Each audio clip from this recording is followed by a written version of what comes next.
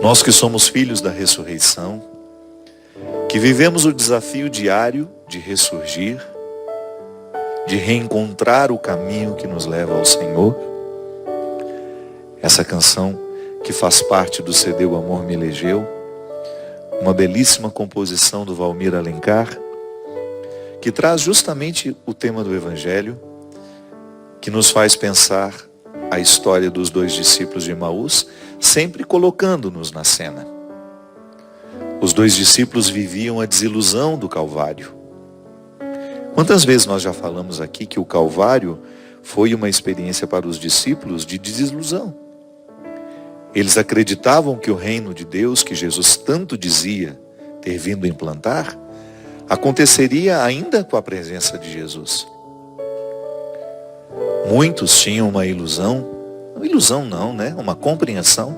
Nós não podemos dizer que eles estavam iludidos. Eles apenas ainda não tinham o conhecimento da plena verdade.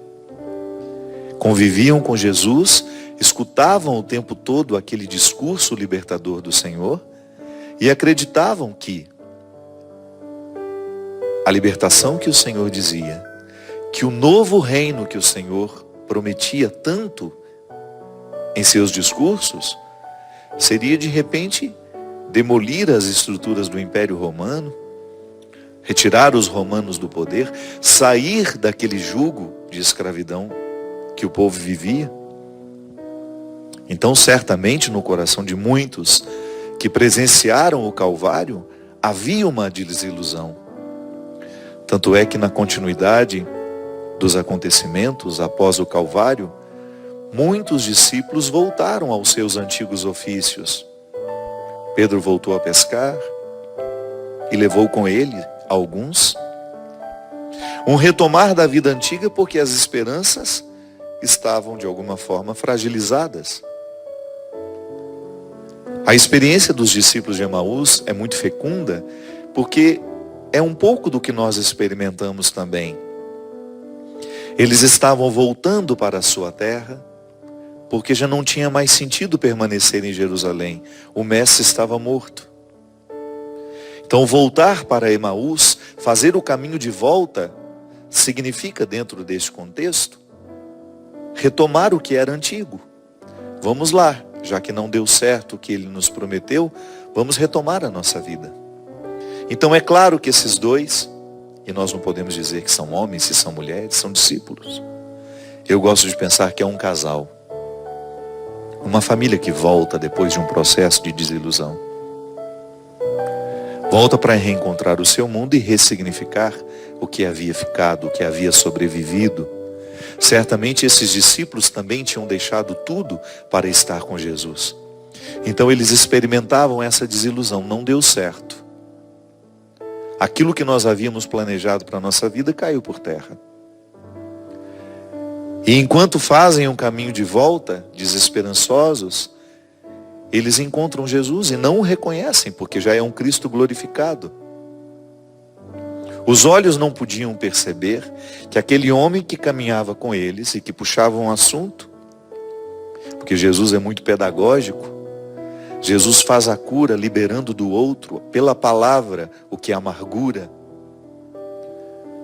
É tão interessante a gente perceber Jesus puxando a língua das pessoas antes de realizar a cura. Justamente para nos ensinar que no processo de dizer o que nos angustia, nós já iniciamos um processo de cura. A cura vem quando nós também conseguimos verbalizar aquilo que nos amargura. E foi isso que ele fez. Certamente percebendo a tristeza no olhar daqueles dois, começa a perguntar para eles: qual é o motivo da angústia? Qual é o motivo da tristeza? E então eles começam a dizer: tu és o único forasteiro nesta terra que não sabe o que aconteceu? Será que só você não conhece o motivo da nossa angústia? Ah, minha gente, é tão significativo este voltar para casa dos discípulos de Emaús. Este caminho de volta. Este caminho que coloca Jesus como aquele que vai ajudando a ressignificar o que eles voltam para buscar. Na verdade, eles voltam para casa desiludidos. Mas quando chega no lugar de seu destino e o mestre insinua que continuará o caminho, os discípulos convidam que ele ficasse, porque já era tarde. Um dia inteiro de caminhada, certamente estava cansado. Fique, nós lhe oferecemos o pouso, né? Já é tarde, o dia se declina. E Jesus ficou com eles. E no momento de partir o pão, eles o reconheceram. Porque o partir do pão é significativo na Sagrada Escritura. Não é só matar a fome do corpo, mas é também matar a fome da alma.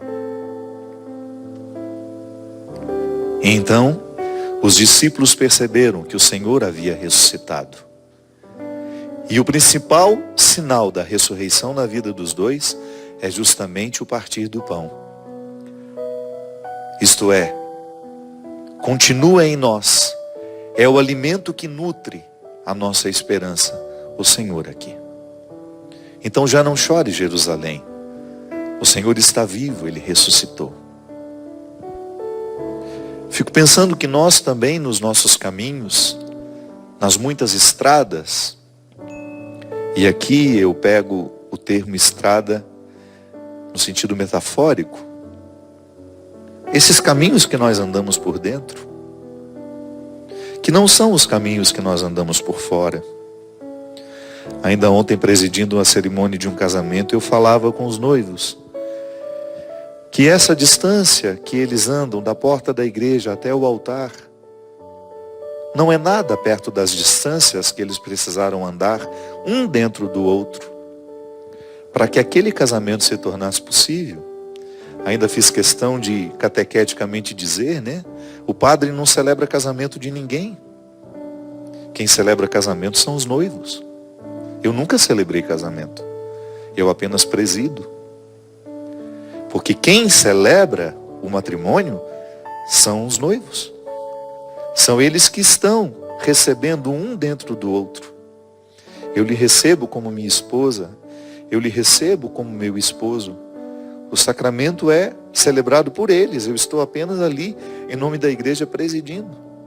Mas quantas distâncias eles precisaram andar para que eles tivessem o direito de dizer: eu escolho você, eu quero você em minha vida. Talvez seja por isso que muitos casamentos nem aconteçam de verdade, né? Porque as partes não estão celebrando. E a igreja é muito sábia em declarar nulidade assim. Não houve a celebração das partes. O que houve foi apenas um teatro. E o padre, muito bem intencionado, achava que presidia o que não estava acontecendo no coração dos noivos. As distâncias que nós andamos por dentro são essas que nos fortalecem, são essas que nos unem. Eu canso de dizer isso, né? Não basta morar na mesma casa, não basta a gente ter o mesmo sangue, não basta a gente ter o vínculo do parentesco. Se a gente não andou dentro do outro, ao longo da nossa vida, nós não somos íntimos de ninguém. Podemos até ser parentes, familiares, mas nós não moramos um dentro do outro. Essas distâncias que nós andamos por dentro, essa que os noivos precisaram andar para que de fato se casassem ontem, e essas distâncias que os dois discípulos de Emaús precisaram andar dentro deles para reconhecer que aquele que estava ali de fora, comendo com eles, era o Senhor que havia sido crucificado, mas que agora estava glorificado e que estava ressuscitado, presente de uma outra forma na vida deles, continuando no coração e na mente. Ah, minha gente, quantas vezes nós também caminhamos amargurados, decepcionados, entristecidos, desanimados, angustiados, deprimidos, ansiosos. Quantas vezes nós também estamos vivendo os nossos deslocamentos, volto a dizer que não são meramente geográficos. Não é um andar daqui até ali, mas é um andar aqui dentro. Eu precisando andar na direção de um Padre Fábio que eu ainda não sou, mas que eu posso ser pelo poder do céu, pelo poder daquele que me elegeu. Mas um Padre Fábio que eu não alcançarei se eu insistir em permanecer parado onde eu estou. Se eu não ousar crescer a partir dos meus erros, dos meus equívocos. Sim, os momentos em que nós erramos, em que nós não fazemos o que poderíamos ter feito, ou então, nos momentos da vida em que nós erramos cruelmente com os outros e com a gente, são felizes oportunidades que nós temos de caminhar na direção de um novo ser que podemos ser. Todos os dias nós precisamos fazer o mesmo trajeto dos discípulos de Emaús. Seja para avançar, seja para retroceder, porque tudo é caminho. Não é só caminho aquele que nos leva para frente, é caminho também aquele que nos faz regredir. Porque às vezes o avanço só é possível quando honestamente nós reconhecemos que precisamos dar alguns passos atrás para buscar o que nós esquecemos. Às vezes nós esquecemos coisas importantes da nossa história. Às vezes nós temos uma ilusão, né? E escutamos muito isso. Pessoas bem intencionadas que dizem, esquece isso, já passou. Não é tão mágico assim. Sim, há muitas coisas que nós precisamos esquecer, ir adiante, esquecer as mágoas, os rancores, os ressentimentos, porque senão a gente não caminha para frente. Fica ali parados, estacionados. Mas às vezes a gente não pode, a gente não tem o direito de esquecer detalhes da nossa vida que ainda precisam ser corrigidos por nós. Hoje eu falava com uma grande amiga, conversei um tempo precioso, e eu fiquei muito feliz porque ela é muito especial ao meu coração, mas ela não tem muita facilidade de falar do que lhe pesa. Ela tem uma facilidade de querer me ajudar nos meus problemas, e nem sempre eu tenho oportunidade de ajudá-la nos problemas dela. E hoje, surpreendentemente, ela resolveu me dizer, falar das angústias, das ansiedades, que envolvem um filho. E eu falava para ela justamente da necessidade que nós temos de viver os enfrentamentos. Às vezes, no desejo de fazer bem aos nossos filhos, nós vamos passando por cima de alguns enfrentamentos e a gente não vai fazendo na hora certa. E de repente aquele filho desaprendeu tantas coisas, ou não aprendeu tantas coisas que deveria ter aprendido, porque nós privamos demais os nossos filhos dos problemas. E depois aquilo se avoluma muito. E nós criamos um contexto em que aquele filho tem uma dificuldade imensa de lidar consigo. Por quê? Porque faltou o dar o passo atrás. O olhar com mais profundidade, a maneira como nós nos relacionamos. Sim, muita coisa precisa ser esquecida para a gente poder viver. Mas muita coisa também precisa ser lembrada e colocada na pauta da vida. Naquilo que tantas vezes nós já falamos aqui, os enfrentamentos que nos fazem crescer. Eu volto mais uma vez àquele episódio que eu disse para vocês da minha pregação aqui, em que eu usei de uma linguagem, fiz uma piadinha, que repercutiu negativamente no coração daqueles que creem diferente. Aquela piada que para mim não parecia ser ofensiva, ofendeu a muitos. Você acha que eu não quero crescer a partir do meu erro? É o meu enfrentamento pessoal, de estar diante de mim, de olhar para aquilo que eu faço de errado e reconhecer diante de mim mesmo que há muitas coisas na minha linguagem que precisam ser corrigidas. Minha gente, os nossos enfrentamentos familiares, se eles não acontecerem, nós não avançamos como família. Enfrentamento é aquela oportunidade que você tem de calmamente dizer ao outro o que ele precisa ouvir, por mais duro que seja. Sem enfrentamento não há crescimento. Se você não formaliza uma conversa, ela pode ser amorosa. O conteúdo muito duro, ele precisa ganhar o formato do amor, porque senão ele vai soar muito difícil nos ouvidos dos outros.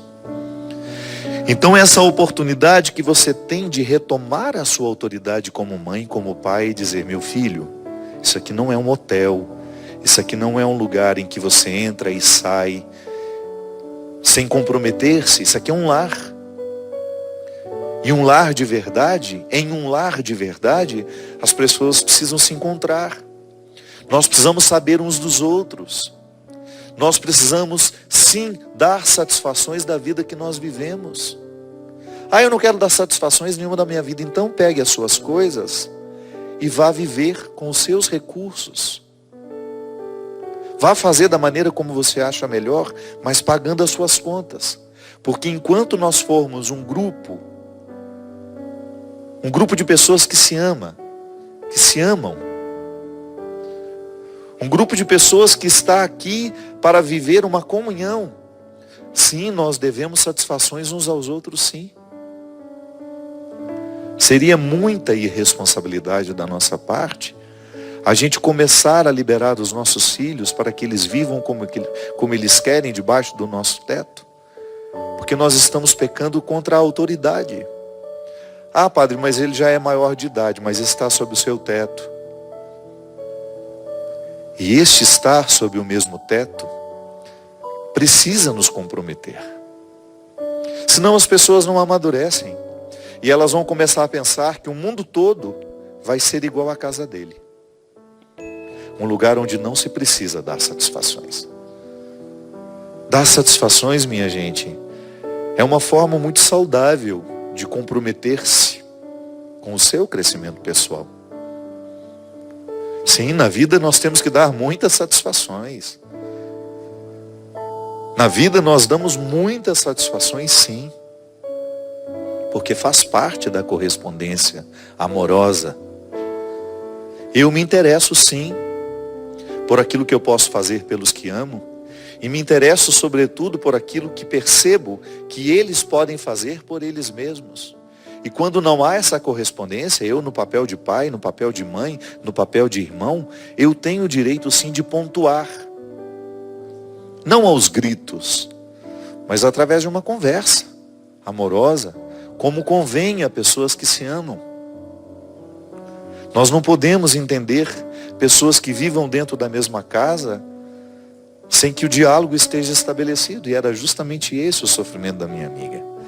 De perceber que um status quo foi se estabelecendo e as pessoas foram se acostumando a não perguntarem, a não serem respondidas, a não se sentirem motivadas a dizer, a darem satisfações de onde vão, aonde estão, com quem estão, como gastamos o nosso dinheiro, com quem gastamos o nosso dinheiro. E aí nós vamos ficando amargurados porque nós vamos percebendo que nós não estamos cumprindo o nosso papel. Sim, porque o que realiza pai e mãe é justamente a percepção de que a autoridade está sendo exercida de maneira amorosa e que ela está repercutindo na maturidade do filho. O que faz com que os irmãos estejam satisfeitos uns com os outros é perceber que há uma ligação saudável entre eles. Sim, há divergências. Todos nós temos divergências dentro das nossas casas. E eu sou especialista nisso. Mas pelo amor de Deus, quando nós estamos sob o mesmo teto, dividindo o mesmo pão como esses discípulos, e a gente deixa de se reconhecer, alguma coisa está muito errada. Então esse status quo que foi se estabelecendo, ele acaba sendo muito nocivo à convivência. Porque a gente se acostuma com o silêncio do outro, a gente se acostuma com a irresponsabilidade do outro, a gente se acostuma com a grosseria do outro. porque chega um momento que o silêncio é grosseria. Eu não dar satisfações àqueles que eu amo, da vida que eu vivo, é uma forma estranha de ser grosseiro, de não corresponder ao amor que recebo. Não há nada mais triste do que a gente ser transformado em caixa eletrônico. Não há nada mais triste nas nossas relações familiares, aqueles que têm um pouco mais condições do que os outros, de serem interpretados como caixas eletrônicos. Um cartão de débito que você procura quando precisa de alguma coisa. Isso não é amor. Nada pode nos frustrar mais na nossa relação pessoal do que você perceber que o outro lhe interpreta assim. Como um caixa eletrônico que a gente busca, retira o que precisa, dá as costas e só retorna quando uma nova necessidade nos surpreende. Transformar o outro numa instância prática de solução de problemas é uma crueldade sem tamanho. E isso não é amor. Isso é relação utilitária. Isso é instrumentalizar o outro. É retirar o significado mais profundo que o outro tem. É meu pai, é minha mãe, é meu irmão. Não é o meu caixa eletrônico. E a ele devo satisfações, sim, de olhar nos olhos, de contar o que está acontecendo, quais são as minhas dificuldades, quais são os meus desafios, quais são as minhas dores, por que me tranco dentro do quarto, por que sofro dentro do quarto, por que passo a minha vida ali trancado. É direito do outro ter acesso ao que nós sofremos. Quando a gente começa a se blindar e não permitir que o outro tenha acesso aos nossos sentimentos, nós estamos cometendo uma crueldade com o outro. Porque quem nos ama de verdade sofre dobrado quando nos vê assim. Então a experiência dos discípulos de Emaús, ela é profundamente familiar e nos ensina hoje e sempre que se nós não nos sentarmos para partir o pão e todo o significado disso, eu convoco todos os significados do estar à mesa com o outro. Se nós não fazemos isso, minha gente, nós vamos nos tornando estranhos que vivem dentro da mesma casa. Estranhos que convivem, mas não comungam. Estranhos que estão dentro do mesmo espaço geográfico, mas não estão dentro um do coração do outro. Nós vamos para um rápido intervalo e a gente volta já já com o programa Direção Espiritual.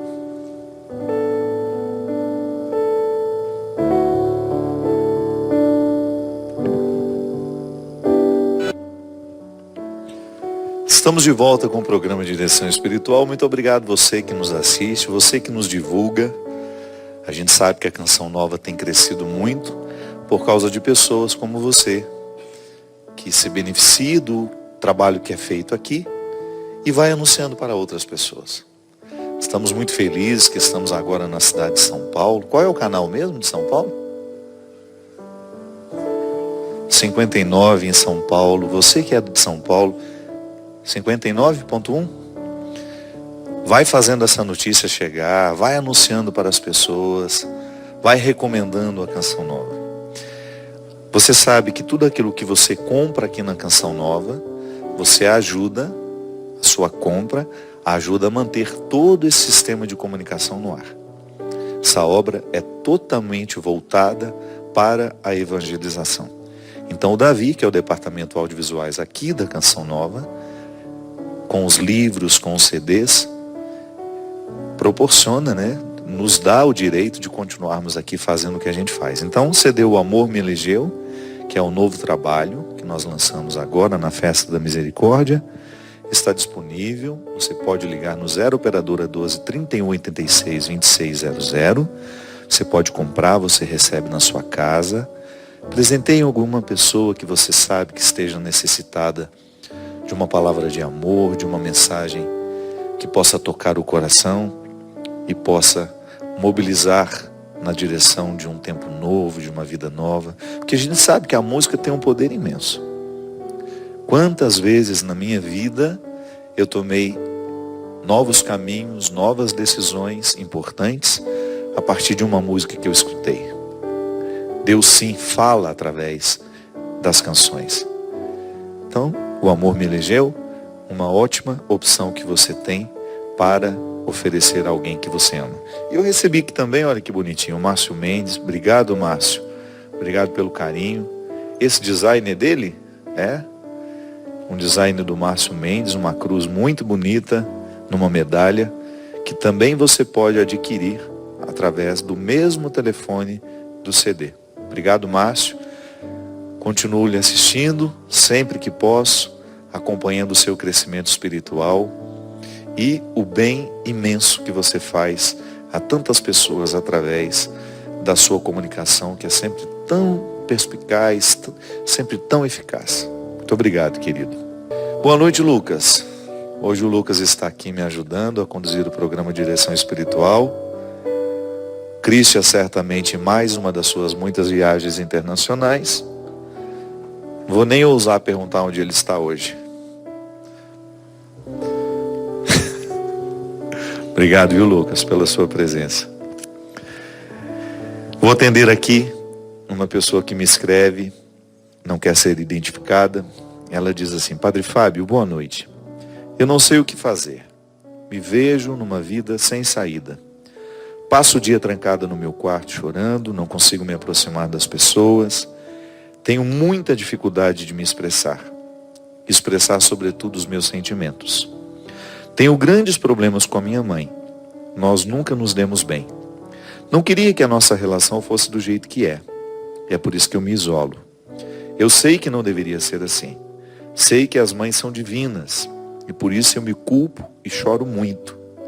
Eu tenho uma grande dificuldade de pedir perdão, de perdoar e vivo com o coração cheio de mágoas. Já tentei mudar, já tentei ser diferente, mas em todas as vezes eu falhei. A cada dia eu me vejo mais sem saída. Minha filha, você tem aqui um combo de situações difíceis, né? A começar pela sua relação com a sua mãe. Primeira coisa, retire do coração toda a culpa, essa história que a mãe é um ser divino. Desromantiza isso. É importante a gente olhar para a nossa mãe com muito respeito, mas faz muito bem à nossa saúde emocional quando a gente olha para ela como alguém que também pode receber de nós uma correção fraterna, amorosa. As nossas mães não podem ser consideradas criaturas intocáveis pelo simples fato de serem mães. Não, mães erram.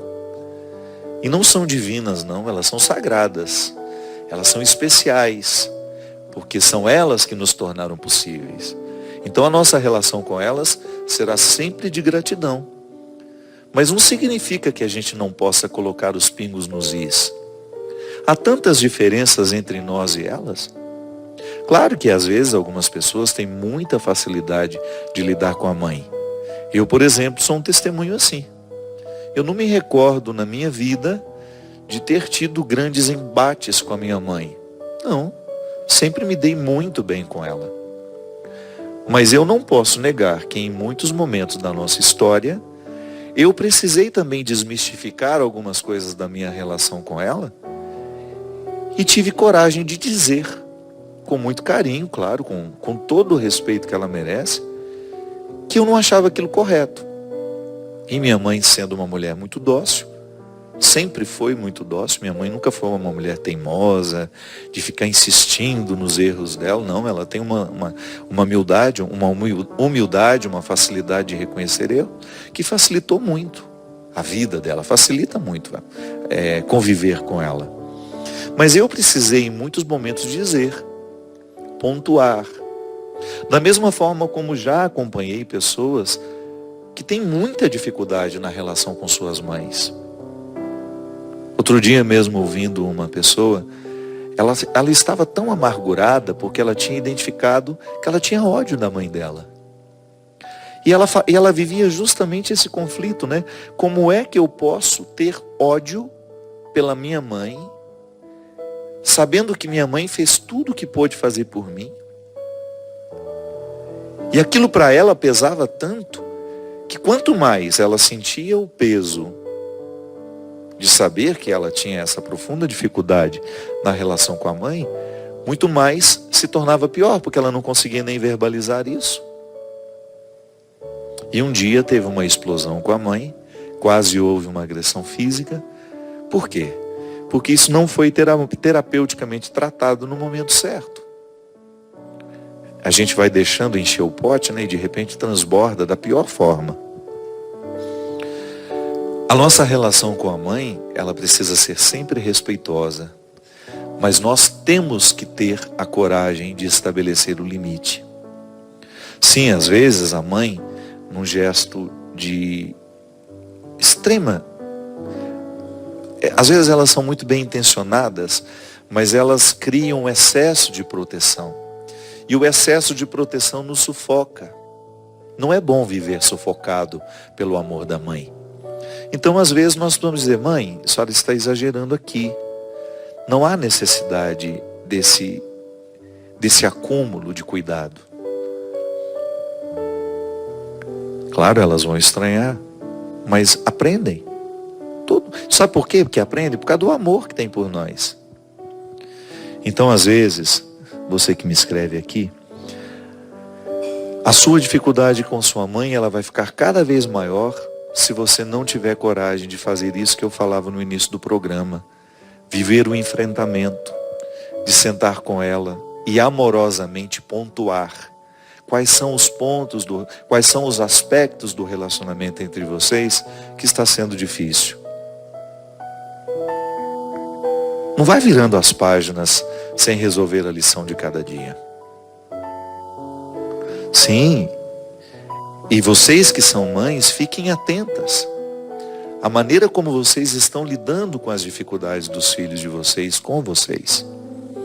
Uma das coisas que é muito comum na relação familiar é que a mãe, às vezes, sem perceber, ela valoriza um pouco mais o filho, aquele filho que é mais parecido com ela, que correspondeu mais o que ela esperava, e aquele que não é, vai se tornando cada vez mais, vai ficando cada vez mais de lado, vai ficando mais alheio, vai sendo colocado naturalmente naquele posto. Ah, ele é muito difícil. Sim, pode ser que não seja ele difícil. Pode ser que a dificuldade não esteja nele. Pode ser que a dificuldade esteja em você, que ainda não foi simples o suficiente para reconhecer que seu filho não tem a obrigação de ser um desdobramento seu. Filho não é o acelerador que você pisa para poder chegar longe através dele em lugares que você sempre quis chegar, mas não conseguiu. Às vezes nós queremos fazer dos nossos filhos os nossos aceleradores. Nós queremos: eu tinha tanta vontade de fazer medicina, você vai fazer. Eu não tenho obrigação de ser o lugar da realização da minha mãe. Não. Se por acaso coincidir o sonho que ela tem para mim, que bom. Mas não é prioridade minha fazer a vontade da minha mãe para que ela fique satisfeita comigo. Não, a minha prioridade é descobrir o que de fato nessa vida me realiza. E minha mãe, porque me ama, olha para aquilo que eu faço, que me realiza e se realiza também, ainda que isso seja contrário do que ela esperava para mim. Há mães que resolvem e escolhem ficar inimigas de seus filhos porque eles não correspondem ao que elas esperam. Eu não estou falando de uma inimizade declarada, viu? De não falar mais, de não se encontrarem. Não estou falando não. Estou falando daquela inimizade velada, que fica sempre um alfinetando o outro. Na reunião de almoço, de família, na reunião de festa, que geralmente quando a gente se encontra para comemorar alguma coisa, fica aquela troca de agulhas tão desagradável e que expressa justamente a falta de diálogo ou a falta de entendimento que aquele filho não é você. Ele é seu filho, mas ele não é você, ele não é uma continuidade sua. Então o amor de mãe, ele é muito difícil. Ele é maravilhoso porque é ele que nos proporciona a vida, mas depois, se não há a maturidade de permitir que essa cria evolua para ser quem ela pode ser, esse amor de apego é muito prejudicial. Eu não sei, minha filha, qual é a grande dificuldade que você tem com sua mãe? A maneira como você descreve é muito genérica, você não diz, você apenas diz que tem muitas dificuldades com ela. Tente clarear para você quais são essas dificuldades, onde é que está a origem dessas dificuldades. Foi Jesus quem disse: conhecereis a verdade e a verdade vos libertará. Nós precisamos mergulhar nos nossos sentimentos, às vezes confusos, turvos. Nós precisamos nos aproximar desse sentimento para que a gente tenha oportunidade de conhecê-lo. Conhecendo os seus sentimentos, você terá a oportunidade de interferir. E a sua interferência provoca liberdade. Quantas vezes também, quantos casos eu também acompanhei de mães que tinham muitas dificuldades com aquele filho, ou mães que tinham dificuldade com aquela filha, e que depois desse enfrentamento amoroso, solidário, quando as peças são colocadas em seus devidos lugares, elas continuam tendo diferenças, mas elas seguem mais harmoniosamente. E isso é libertador, quando você consegue estabelecer com o outro uma relação de respeito, de solidariedade, de fidelidade e ao mesmo tempo de muita liberdade.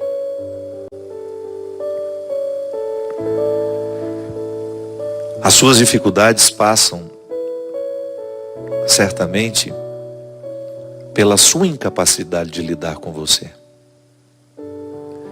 Não é normal a gente querer ficar trancado num quarto o dia inteiro. Não é normal a gente se sentir tão frustrada com a vida que a gente está vivendo. Problematize o porquê você fica trancada dentro do seu quarto. Enfrente-se. Não fique com essa resposta fácil, de dizer, hoje eu não quero sair, eu estou mal. Por que está mal? Por que não quer sair?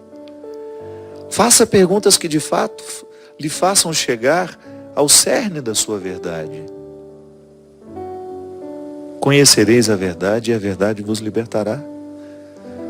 Jesus nos convida a viver constantemente a investigação que nos faz chegar ao conhecimento da verdade. Quem não se conhece, certamente não terá facilidade de lidar consigo. O autoconhecimento é necessário demais até para a gente ter condições de vencer os nossos desafios. Não se acostume com o seu jeito triste de ser. Problematize isso, pergunte-se por quê. O porquê dessa tristeza. O porquê não querer sair do quarto. Peça ajuda. Às vezes nós estamos vivendo desordens químicas que são frutos justamente da nossa má alimentação, dos nossos hábitos ruins.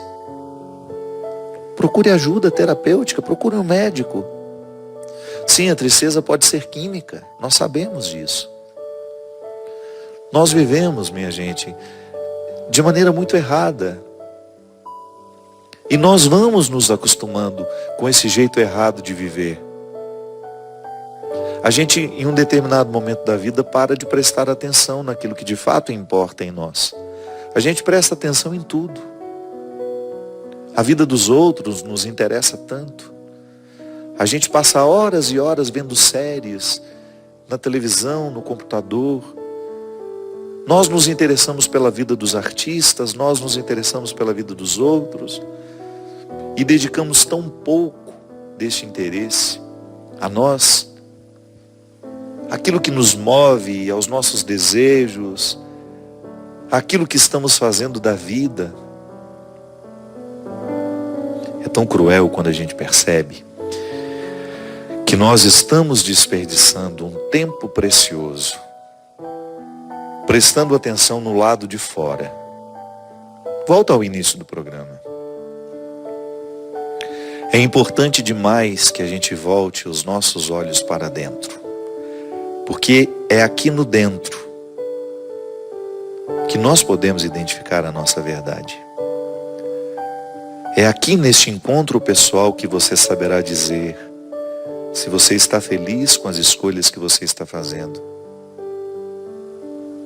É aí, andando os caminhos de dentro, essas estradas sinuosas que podem lhe levar ao cerne de sua verdade.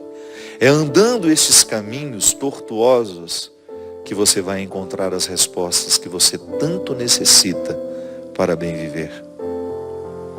Não se acostume com as respostas rasas que você já lhe respondeu sobre você. Cave um pouco mais. João Paulo II dizia que nós devíamos entrar em águas mais profundas. Ele se referia à evangelização. E o primeiro passo deste entrar em águas mais profundas é justamente o mergulho que nós precisamos fazer em nós mesmos. Ou você acha que o convite à evangelização é para você sair e ir falar aos outros? Não, isso é uma consequência. Primeiramente, é entrar nas águas mais profundas do seu coração. Essa experiência de autoconhecer-se, ela é fundamental, porque é a partir dela que você tem condições de avaliar o que você vive, o que você escolhe, o que você ama, o que você despreza. E é a partir desta experiência, deste olhar dentro, que você vai tendo condições de estabelecer metas. Deus age assim em nós, minha gente, num constante jogar para dentro, para que você tenha condições de ficar a sós consigo. E estando a sós consigo, está também a sós com Ele. E quando você fica a sós com o Senhor, tudo se esclarece. É muito precioso o esclarecimento pessoal, porque é Ele que nos ajuda a projetar uma vida melhor, ou então retroceder para consertar alguma coisa que não ficou bem. Viver consiste em ir adiante, mas também retroceder. Viver bem consiste em ir adiante, mas também retroceder. Retroceder é absolutamente necessário às vezes, para que a gente siga mais leve, depois de ter reorganizado aquilo que nós sabemos que ficou para trás e que não ficou ajeitado dentro de nós. Aí sim você vai mais leve, você caminha melhor, porque no gesto de retroceder, você desfez um fardo que lhe privava de ir adiante. Ir adiante é a meta de todos nós. Eu quero ir adiante. Eu quero alcançar este Padre Fábio que eu posso ser, que eu ainda não desfruto, às vezes por preguiça, por acomodar, por estar acomodado. Eu quero alcançar este Padre Fábio que Deus me convida a ser. E eu só posso alcançá-lo à medida em que eu ando por dentro, em que eu vou criando dentro de mim essa disposição interior de alargar os caminhos e a consciência e fazer comigo, proporcionar-me o mesmo que os discípulos de Emaús puderam viver, estando a sós com o Senhor, partilhando o pão, chegaram ao conhecimento da verdade. É isso que eu desejo do fundo do meu coração. Que estejamos sempre atentos às oportunidades que a vida nos dá, de sermos julgados para dentro e assim chegarmos ao conhecimento da verdade. Derrame sobre nós a bênção e a proteção do céu, do Deus Todo-Poderoso, Ele que é Pai, Filho e Espírito Santo,